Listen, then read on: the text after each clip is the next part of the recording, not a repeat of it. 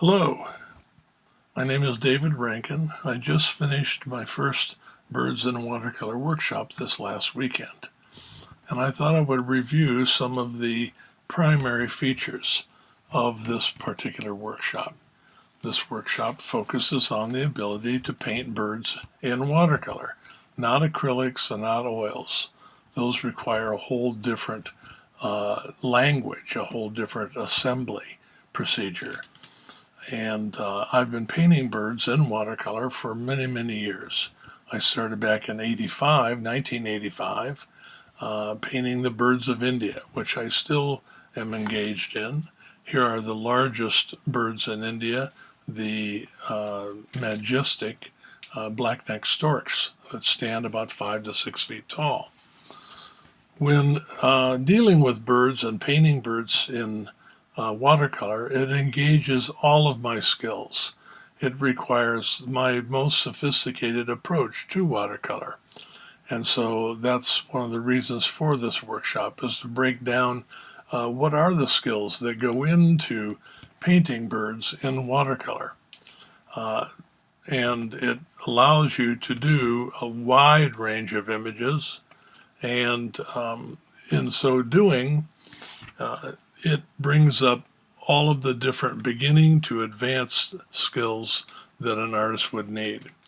Here are a couple of my sketching styles that I use, and I can't emphasize enough the ability to draw birds is as important as it is to paint birds.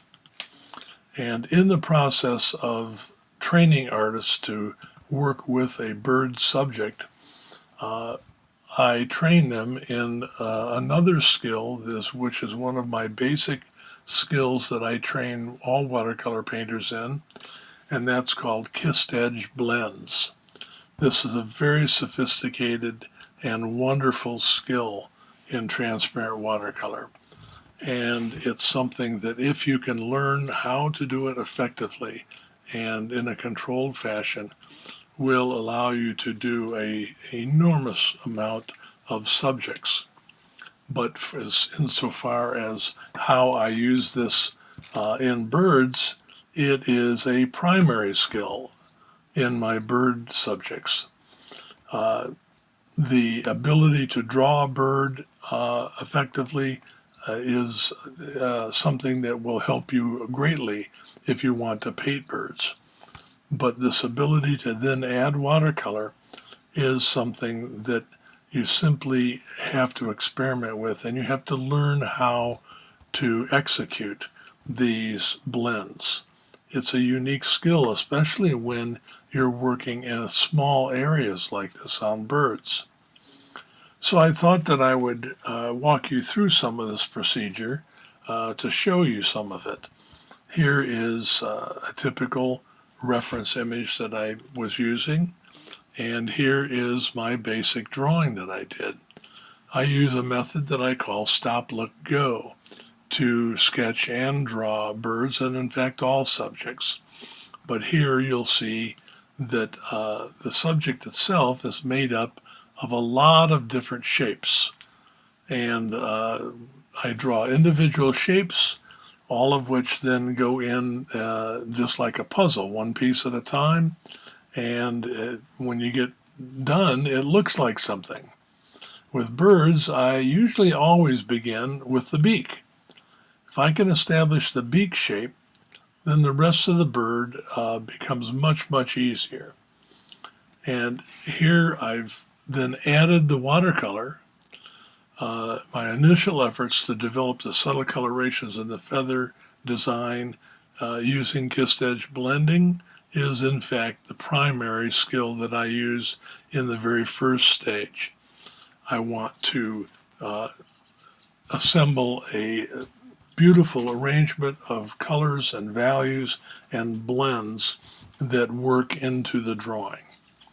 And as you see here, I started with a stronger yellow. I thinned it out, transitioned into a kind of a gray-green, and worked my way all the way down into darker values and then back into lighter values.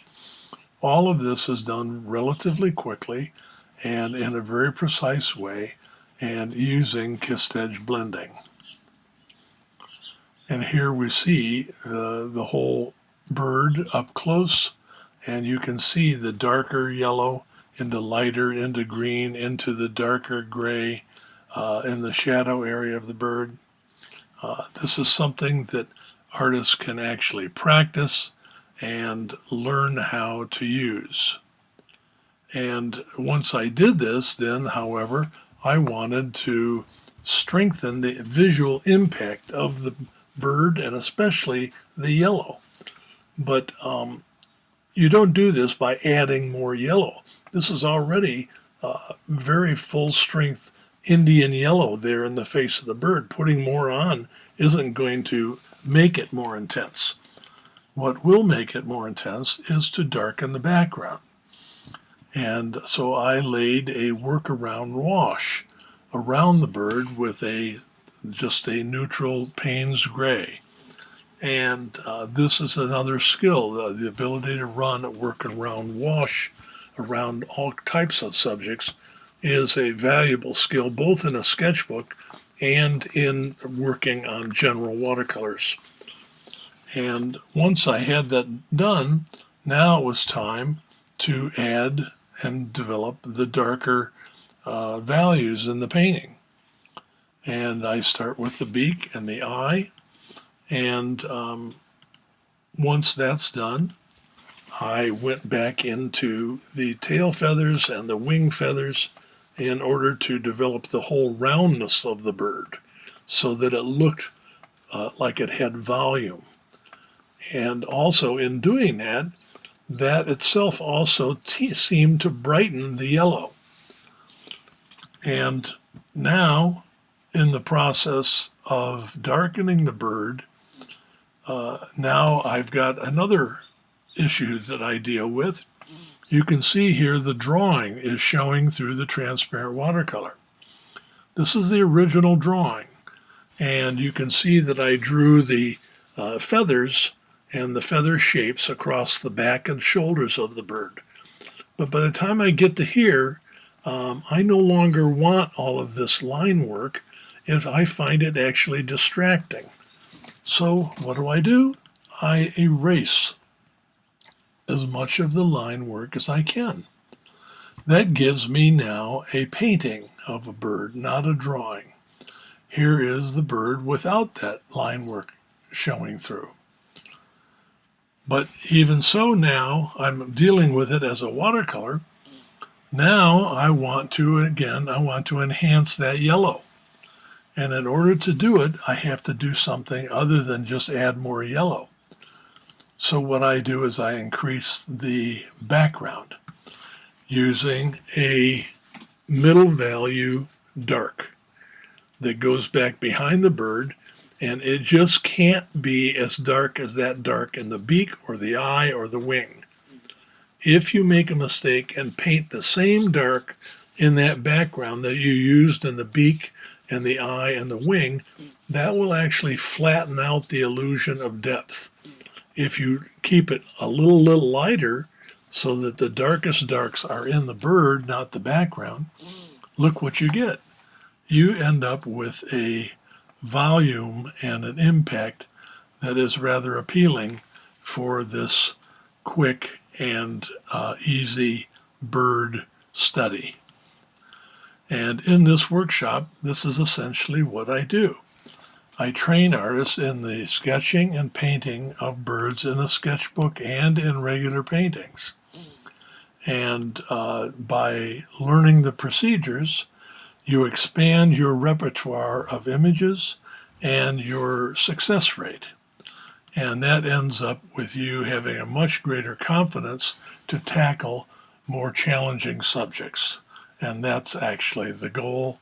And I hope that you begin to draw and paint birds as a training subject. Thank you.